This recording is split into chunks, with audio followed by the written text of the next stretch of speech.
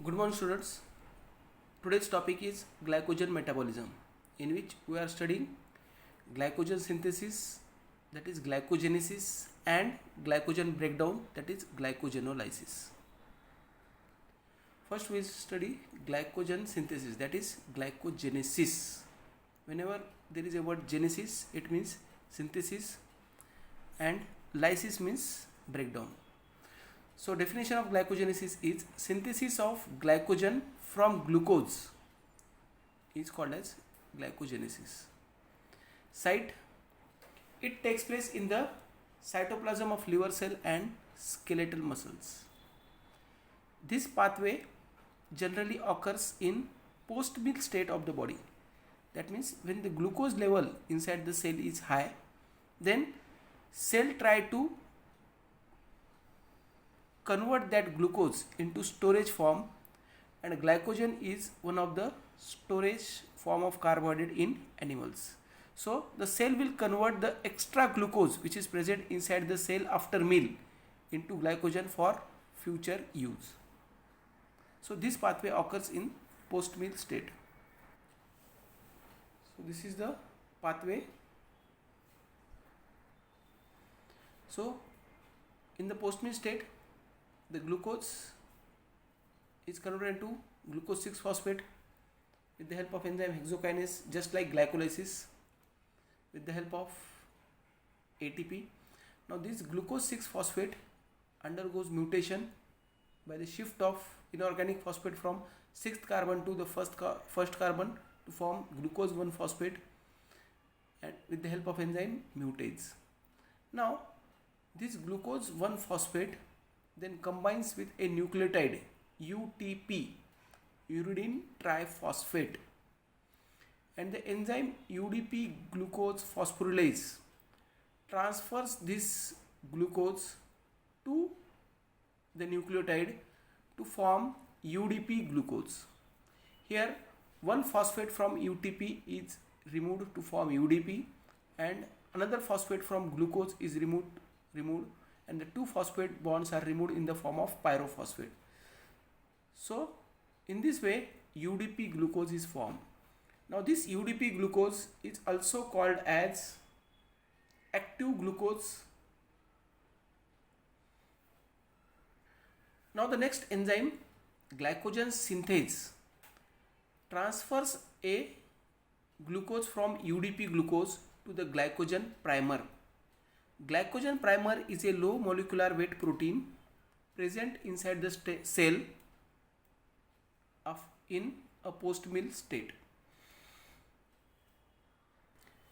Glycogen synthase add the glucose molecule to the glycogen primer, and UDP glucose becomes free. It goes on adding the glucose molecule to the glycogen primer, and a structure called as 1,4-glycosyl unit is formed. So this is the diagrammatic representation of 1,4-glycosyl unit. Here the glucose molecules are shown by the circle, and glycogen synthase will add the glucose molecule in a straight chain on the glycogen primer to form 1,4-glycosyl unit. Once this 1,4-glycosyl unit is long enough, then the branching enzyme acts to create a new branching point. The new branching point is shown by blue circle in this diagram. This branching enzyme removes the glucose from UDP glucose and add that glucose to the 1,4-glycosyl unit by 1,6-glycosidic linkage, and new branching point is created. Remember, glycogen synthase add the glucose molecule by 1,4-glycosidic linkage, whereas the branching enzyme add a new glucose molecule only at the branching point to form 1,6-glycosidic linkage. Once this branching point is formed, that branching point is then extended by the enzyme glycogen synthase in a straight chain. So in this way, when n number of glucose molecules are added with the help of glycogen synthase and branching enzyme, a glycogen molecule is formed. Here glycogen synthase is the important enzyme of this pathway because it will add more glucose molecule as compared to branching enzyme, because branching enzyme only add glucose molecules at branching point, whereas glycogen synthase will add the remaining glucose molecules on that branch in a straight manner. So in this way glycogen molecule is synthesized. So this is a diagrammatic representation of glycogen molecule. Only at branching point the branching enzyme acts, the remaining glucose molecules are added by the glycogen synthase. Therefore glycogen synthase is the main enzyme of this pathway. Now come to breakdown of glycogen. The pathway is known as glycogenolysis. Lysis means breakdown. Definition: breakdown of glycogen to glucose in liver and glucose 6-phosphate in skeletal muscles is called as glycogenolysis. So here the end products are different in liver and skeletal muscle. Why, I will tell you later on. Site: it takes place in the cytoplasm of liver cell and skeletal muscles. Generally glycogenolysis occurs when there is deficiency of glucose inside the cell, that is in the fasting state of the body. So this is the pathway of glycogenolysis. Again the two enzymes glycogen phosphorylase and debranching enzyme acts on glycogen molecule. Glycogen phosphorylase and debranching enzyme removes the glucose molecules in different ways.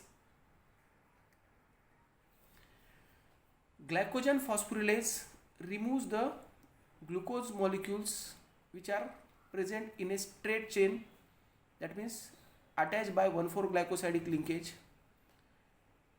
whereas debranching enzyme only removes the glucose molecule from the branching point, which is shown by blue dot. So only that glucose molecule is removed by debranching enzyme, whereas remaining all glucose molecules which are attached to each other in a straight chain by 1,4-glycosidic linkage are removed by glycogen phosphorylase. So the contribution of glycogen phosphorylase is more as compared to debranching enzyme. Therefore glycogen phosphorylase is the key enzyme of glycogenolysis pathway. Now come to the original pathway. So as we have studied, glycogen phosphorylase and debranching enzyme both will act on glycogen molecule and removes the glucose molecules. Another difference is between these two enzymes is debranching enzyme removes the glucose from glycogen molecule as free glucose, whereas glycogen phosphorylase removes the glucose from glycogen molecule in the form of glucose 1-phosphate. But the contribution of debranching enzyme is very less. So the formation of free glucose from glycogen directly by the enzyme debranching enzyme is very less. Now the glucose 1-phosphate which has removed by glycogen phosphorylase is acted upon by the enzyme phosphoglucomutase and convert the glucose 1-phosphate into glucose 6-phosphate simply by shifting the phosphate from first carbon to sixth carbon. Now the enzyme glucose 6-phosphatase acts on glucose 6-phosphate and removes the phosphate bond from the sixth carbon of glucose by the process of hydrolysis to regenerate the free glucose. Now, importance of this glucose 6-phosphatase is this glucose 6-phosphatase is found only in the liver. It is absent in skeletal muscles. Therefore, the glycogenolysis pathway ends at glucose 6-phosphate in skeletal muscle, but in the liver it goes up to free glucose due to presence of this enzyme glucose 6-phosphatase in liver. So, skeletal muscles will not form free glucose, only glucose will form the free glucose. Hence, in case of hypoglycemia, only liver will contribute the blood glucose level, but skeletal muscles will not contribute the glucose 6-phosphate to the blood, because glucose 6-phosphate is not permeable by cell membrane. So the glucose 6-phosphate which is formed inside the skeletal muscle from glycogen has to be utilized inside the skeletal muscles only. It will not enter into the blood. But in case of liver, the free glucose is formed which will enter into the liver and which will maintain the blood glucose level. Thus, in short, glycogen is converted into glucose 6-phosphate in skeletal muscle, and this glucose 6-phosphate does not enter into the blood. It has to be utilized inside the skeletal muscles only, but the end product of glycogen breakdown in the liver is glucose, free glucose, due to presence of enzyme glucose 6-phosphatase in the liver. This free glucose is permeable by cell membrane and it will enter into the blood to replenish the blood glucose level. So this is about glycogenolysis. As we have studied, the key enzyme of glycogen synthesis is glycogen synthase and the key enzyme of glycogenolysis is glycogen phosphorylase. Now we will study the regulation of these two enzymes by various hormones. Hormonal regulation. Glycogen synthase is activated by insulin, because we have studied glycogenesis occurs when cellular glucose level is high, which is possible in the post-meal state. Therefore, in the post-meal state, insulin is present and that insulin stimulates the enzyme glycogen synthase, whereas adrenaline and glucagon inhibits the enzyme glycogen synthase, because adrenaline and glucagon are synthesized in fasting state. So in fasting state, glycogen synthesis or glycogenesis is stimulated by insulin and inhibited by adrenaline, whereas the glycogen phosphorylase, which is the enzyme of glycogenolysis, is activated by glucagon and adrenaline and inhibited by insulin, simply because glycogenolysis occurs in fasting state, and in the fasting state glucagon and adrenaline is present, therefore they activate the pathway.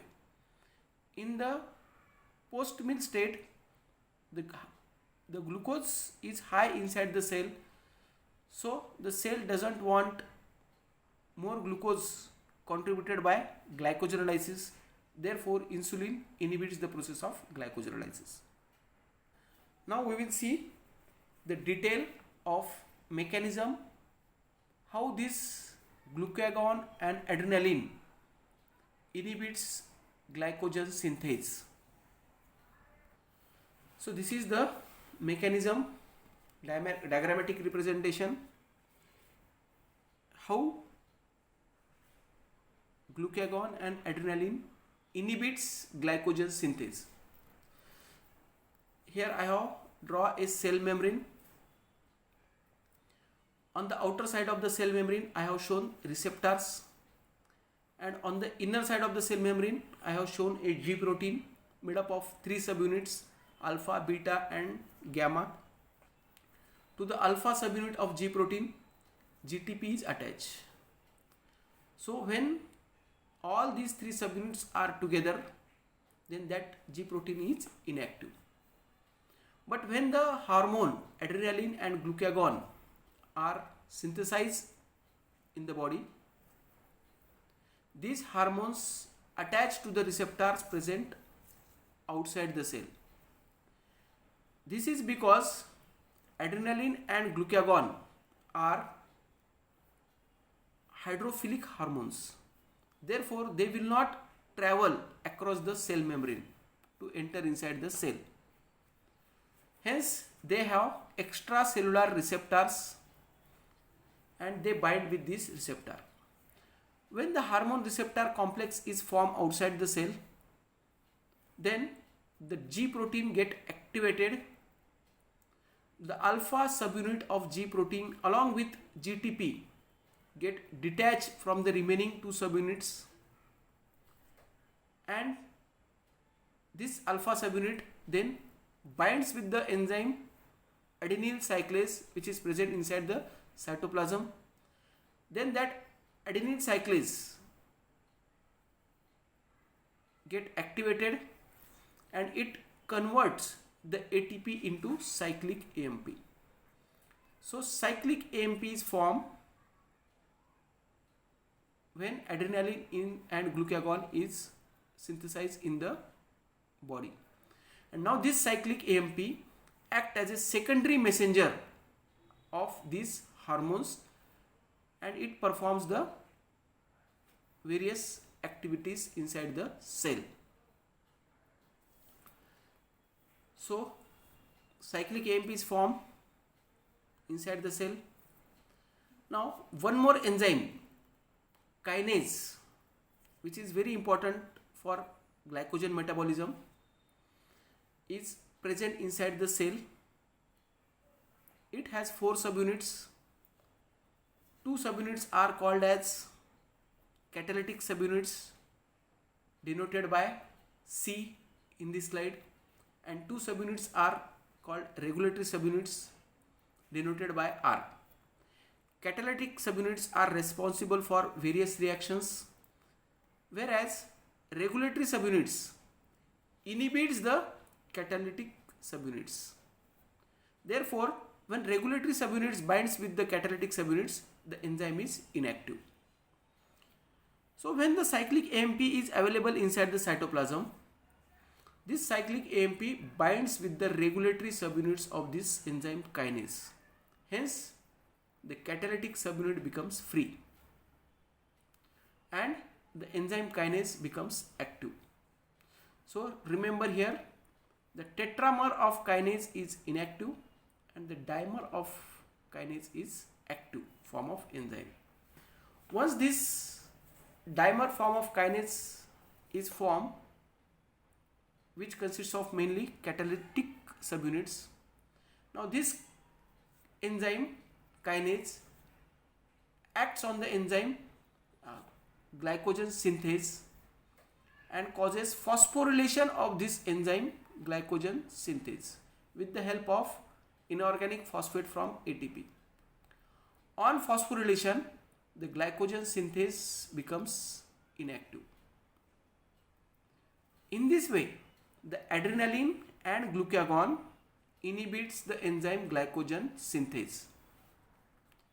In short summary, adrenaline and glucagon, when they are present inside the cell, they act through the G protein and synthesize the cyclic AMP inside the cell. This cyclic AMP in turn activates the enzyme kinase, and this kinase will causes phosphorylation of glycogen synthase, and on phosphorylation the glycogen synthase becomes inactive, and in this way glucagon and adrenaline have inhibited the enzyme glycogen synthase. So the pathway of glycogen synthesis is inhibited by glucagon and adrenaline. Now we will study how glucagon and adrenaline activates the enzyme glycogen phosphorylase. Again, the mechanism is same. When adrenaline and glucagon is present in the body, they binds with the extracellular receptors, activates the G protein. That G protein in turn activates the enzyme adenyl cyclase. That adenyl cyclase generates the cyclic AMP inside the cell, which act as a secondary messenger of these hormones. When cyclic AMP level is available inside the cytoplasm, it activates the enzyme kinase by the same manner. Once this kinase is activated, the catalytic subunit of kinase acts on another enzyme present inside the cell, which is called as phosphorylase kinase. This phosphorylase kinase is inactive, but this catalytic subunit activate this enzyme by causing phosphorylation of this enzyme. So phosphorylase kinase phosphate is formed with the help of phosphate bond from ATP, and this form of enzyme is active form of enzyme.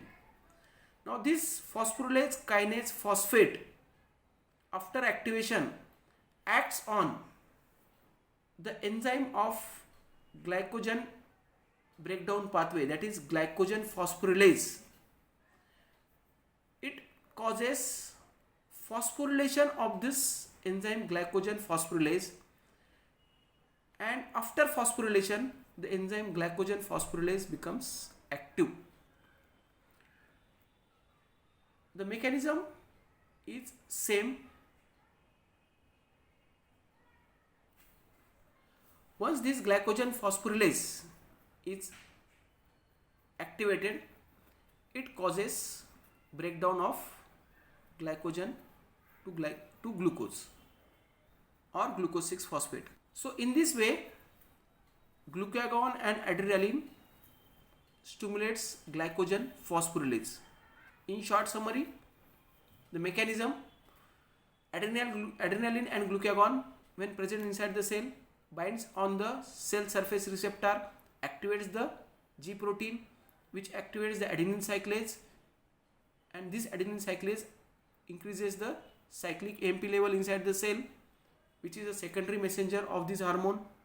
This cyclic AMP in turn activates the enzyme kinase by converting its tetramer form into dimer form. Now this kinase enzyme causes phosphorylation of another enzyme called as phosphorylase kinase. On phosphorylation, this phosphorylase kinase becomes active, which in turn causes phosphorylation of the enzyme glycogen phosphorylase of glycogenolysis pathway, and in this way the glycogen phosphorylase is activated, and once this glycogen phosphorylase is activated, it causes glycogen breakdown. So this is the summary of action of hormone adrenaline and glucagon. Both, when they are present inside the cell or in the body, they causes phosphorylation of glycogen phosphorylase as well as glycogen synthase by the mechanism just we have studied. The difference is here is, on phosphorylation the glycogen phosphorylase becomes active, but on phosphorylation glycogen synthase becomes inactive. So in this way, by causing phosphorylation, the hormones activates the enzyme of glycogen breakdown and inhibits the enzyme of glycogen synthesis. Next we will study the action of insulin. First we will study how insulin activates glycogen synthase. Insulin stimulates an enzyme called as phosphodiesterase, and this phosphodiesterase causes hydrolysis of cyclic AMP into AMP. So when insulin is present, the cyclic AMP level get reduced because this enzyme have hydrolyzed the cyclic AMP into AMP. When the concentration of cyclic AMP decreases inside the cell, the actions of adrenaline and glucagon are inhibited because cyclic AMP is the secondary messenger of these hormones. At the same time, the enzyme phosphodiesterase causes dephosphorylation of both enzyme, that is glycogen synthase as well as glycogen phosphorylase. On dephosphorylation, the glycogen synthase becomes active and glycogen phosphorylase becomes inactive. So in this way, the insulin activates the enzyme glycogen synthase through phosphodiesterase enzyme, and it inhibits the enzyme glycogen phosphorylase again through the phosphodiesterase enzyme. So the action is same. Phosphodiesterase causes dephosphorylation, but the effect of that dephosphorylation is different for different enzymes. Glycogen synthase becomes active and glycogen phosphorylase becomes inactive. To prevent the futile pathway, that means glycogenesis as well as glycogenolysis at the same time, the cell carry out these pathways in different steps or different stages of the cell, that is in the fasting state and post-meal state. So glycogen phosphorylase on phosphorylation become active, glycogen synthase on phosphorylation becomes inactive. Glycogen phosphorylase on dephosphorylation becomes inactive and glycogen synthase on dephosphorylation becomes active. So in this way, the hormone regulates the glycogen metabolism. Now come to muscle glycogen phosphorylase. It is regulated by calcium and epinephrine. It has extra regulator, that is calcium. Calcium binds with calcium calmidulin complex is formed, and that complex activates the enzyme muscle phosphorylase kinase, which activates the enzyme glycogen phosphorylase. The rate of glycogenolysis is linked to the muscle contraction. Now this muscle glycogen phosphorylase is found in muscles, which is responsive for glycogenolysis in muscles. Glucagon has no effect on muscle glycogenolysis because the enzyme muscle glycogen phosphorylase is not affected by the levels of glucagon. After hormonal regulation comes to allosteric regulation. Here allosteric regulation is studied by taking 4 different enzymes: glycogen phosphorylase in liver, glycogen phosphorylase in muscles, glycogen synthase in liver, and glycogen synthase in muscles. So ATP act as a allosteric inhibitor of all these 4 enzymes. Next, AMP. Presence of AMP inside the cell indicates low concentration of ATP. So glycogenolysis should occur and glucose should be formed, and from that glucose ATP should be generated. So AMP act as a stimulator or activator of glycogen phosphorylase enzyme both in liver and in muscles, and this enzyme is responsible for glycogenolysis in liver and muscles. AMP has no effect on glycogen synthase in liver, but it inhibits glycogen synthesis in muscles by inhibiting the enzyme muscle glycogen synthase. Next effector is glucose 6-phosphate. Glucose 6-phosphate is formed from glucose. When the concentration of glucose 6-phosphate is high, it signifies that the concentration of glucose inside the cell is also high.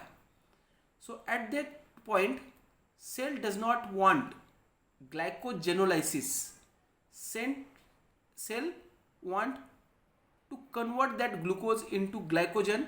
So the cell will try to stimulate the pathway of glycogenesis. Therefore, glucose 6-phosphate act as a stimulator of the key enzyme of glycogenesis, that is glycogen synthase, and it activates both the glycogen synthase present in liver as well as skeletal muscles. As the cell does not want glucose from glycogen, it will inhibit the pathway of glycogen by inhibiting the glycogen phosphorylase enzyme both in liver and muscles. And the last effector is calcium. Just I have told you, it has no effect on liver. It has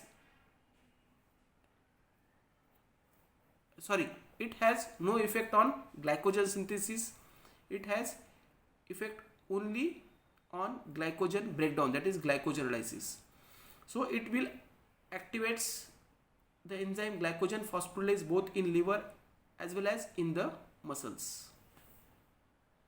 So this is about allosteric regulation of glycogen metabolism. Energetics: no energy is required or no energy is synthesized during glycogen metabolism. Now come to clinical disease or disorders related to glycogen metabolism. They are grouped under heading glycogen storage disease. There are various types of glycogen storage diseases are seen, and they are given different names. First type of glycogen storage disease is called as Weinberg disease. The enzyme deficient is glucose 6-phosphatase. Type 2 glycogen storage disease is known as Pompe's disease. The enzyme deficiency is lysosomal maltase. Type 3 glycogen storage disease is limit dextrinosis or Coris disease. The enzyme deficiency is debranching enzyme. Type 4 glycogen storage disease is called amylopectinosis or Anderson's disease. The enzyme deficient is branching enzyme. Type 5 glycogen storage disease is Mac-Ardley's disease. The enzyme deficiency is muscle phosphorylase. Type 6 is Hirsch disease. Deficient enzyme is glycogen phosphorylase. Type 7 is Torres disease. Again, the enzyme deficiency is muscle phosphofructokinase. And type 8 has not given any name, and the enzyme deficiency is liver phosphorylase kinase. So these are the various types of glycogen storage diseases. It may be asked as a short note or in MCQ questions. Out of these glycogen storage diseases, type 1 glycogen storage disease is important because it is commonly seen, 1 in 1 lakh live birth. The enzyme deficient in this case is glucose 6-phosphatase in liver. Hence, glucose 6-phosphate is not converted into free glucose. Such patients have fasting hypoglycemia because as the free glucose is not formed, the process of glycogenolysis in the liver ends by forming a product glucose 6-phosphate, and this glucose 6-phosphate is a ester which is not permeable by cell membrane. Therefore, it does not enter into the blood to counter the hypoglycemia. So the patient will have fasting hypoglycemia which is not responded by adrenaline. Next clinical feature of this disease is lactic acidosis, simply because glucose 6-phosphate is not converted into free glucose and does not enter into the blood. So glucose 6-phosphate is present inside the liver cell only, and that glucose 6-phosphate enter into the glycolysis pathway and converted into lactate. So large amount of lactate is formed inside the liver, and that lactate now enters into the blood, leading to lactic acidosis. Next clinical feature is ketosis. As there is hypoglycemia because free glucose is not formed in the liver to counter the hypoglycemia, the patient goes in hypoglycemia. When there is hypoglycemia, there is increased fatty acid breakdown, and increased fatty acid breakdown leads to increased ketone body synthesis, causing ketosis. The next clinical feature is hyperlipidemia, that means increased lipid in the body. When the glucose 6-phosphate again not converted into glucose due to deficiency of enzyme glucose 6-phosphatase, so the glucose 6-phosphate is present inside the liver cell, enters into the HMP shunt pathway, which is the another pathway which utilizes glucose 6-phosphate. Now this HMP shunt pathway synthesizes NADPH. When more and more glucose 6-phosphate enters into the HMP shunt pathway, more and more NADPH molecules are synthesized. When high amount of NADPH is available inside the cell cytoplasm, they are utilized for synthesis of various types of lipids inside the cell, and hence there is hyperlipidemia in case of one case disease. Next clinical feature is hyperuricemia. Hyperuricemia means increase in the uric acid level of the blood. The mechanism is again same. As the glucose 6-phosphate level is high, it enters into the HMP shunt pathway, and through the HMP shunt pathway large amount of ribose sugars are synthesized, and these ribose sugars are utilized for synthesis of purine nucleotides. All of you know nucleotide is made up of nitrogen base, ribose sugar and phosphate. So when the ribose sugar is available through HMP shunt pathway, the purine synthesis get increased, and when these purines are broken down, then the end product of purine catabolism is uric acid. So as more purines are synthesized, more purine get broken down, and uric acid level in the cell is high, leading to hyperuricemia. The next clinical feature is liver enlargement due to deposition of glycogen in the liver. Here glycogen synthesis is not affected in one GERD disease, glycogen breakdown is affected. So glycogen synthesis is normal. When patient consumes food, glycogen synthesis takes place and glycogen get deposited in the liver. But due to deficiency of enzyme glucose 6-phosphatase, it is not broken down, it will remain in the liver cells. Repeated accumulation of glycogen inside the liver cell leads to hepatomegaly or liver enlargement, and a time will come at which the cell is laden with large amount of glycogen, and that kills the cell. When the cell death occurs, that dead cell is replaced by a fibrous tissue, leading to cirrhosis of the liver. Then child may die in early childhood, mainly because of repeated attacks of hypoglycemia. The treatment is the patient has to give small quantity of food at frequent intervals. Why small quantity? To prevent glycogen synthesis and liver hepatomegaly. So if you give large amount of food, that extra amount of food is converted into glycogen, which is stored in the liver, but it is not break down. Therefore small quantity of food is given so that it is not used for glycogen synthesis, it is only used for energy purpose, and it has to be given frequently because the patient may go in hypoglycemia. Sometimes a case is asked on this topic. The case is infant brought to a hospital in semi-conscious state. He had got such attacks in past. He failed to get weight and presented with distended abdomen. Blood glucose level is 40 mg per deciliter. Uric acid level is high and disrupted lipid profile. The patient goes in semi-conscious state because of hypoglycemia, and he has got repeated such attacks. he fails to get weight. As the patient is going in hypoglycemia, he will not get weight. And distended abdomen is due to hepatomegaly. The blood glucose level is showing hypoglycemia, that is 40 milligram per deciliter. Now the questions on these cases are, what is your diagnosis? The diagnosis is, probable diagnosis is type 1 glycogen storage disease, that is Wanger's disease. Which enzyme is deficient? The enzyme deficient here is glucose 6 phosphatase. The next question is, what is the biochemical basis of increased uric acid and disrupted lipid profile? Just now I have explained, as the glucose 6 phosphatase is deficient, glucose 6 phosphate is not converted to glucose, so glucose 6 phosphate is trapped inside the liver cell. Therefore it enters into the another pathway, that is called as HMP shunt pathway. Through the HMP shunt pathway it regenerates NADPH molecules. High NADPH will stimulate the lipid synthesis and the patient will have hyperlipidemia.